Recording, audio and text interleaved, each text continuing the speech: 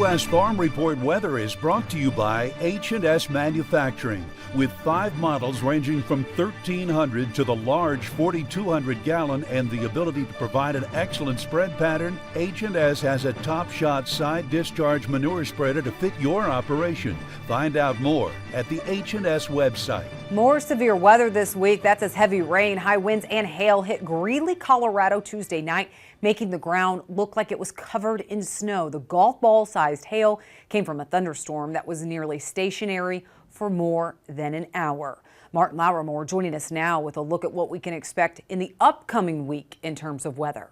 Yeah, we've still been watching very closely on this drought monitor. We have the newest one that came out just a few days ago, and still areas that are seeing that drought, unfortunately not seeing much relief. Now, you could see, again, parts of western Kansas, a lot of that winter wheat being harvested in this area. They need some of that rainfall. We're actually starting to see just a little bit of a sliver of extreme drought now popping into, again, some parts of western Kansas. The entire state of New Mexico hasn't seen much rain in the past several weeks, almost months now, and a good portion of the entire state is under a moderate to a severe drought, and the only place in the country sitting under that exceptional drought as of right now. We also want to put your attention to Florida. Yeah, we're starting to see quite a bit of the state now being encompassed by moderate to severe drought today.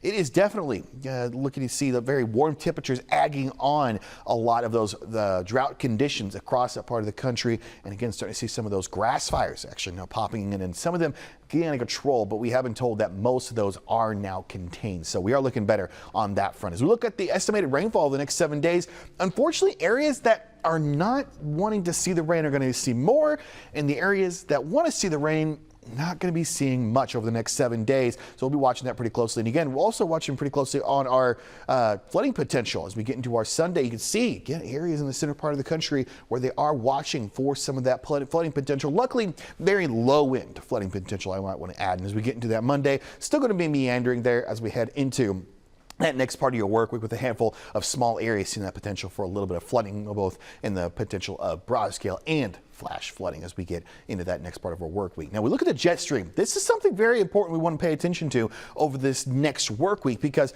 as we get into that Sunday, Monday, you see this little dome, what we call it, this very warm air. This is an area of high pressure that is going to push its way into parts of the country as we head into that Wednesday and Thursday. We would see, just look how large this area of high pressure is going to be over parts of the Four Corners, the Mojave Desert.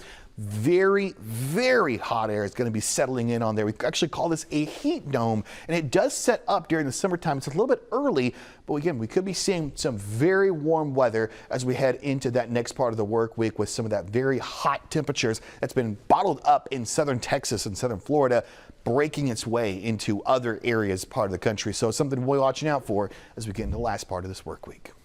Thanks, Martin. Well, wheat prices have been on fire, and there have been some eye-popping cash cattle trades happening across the country.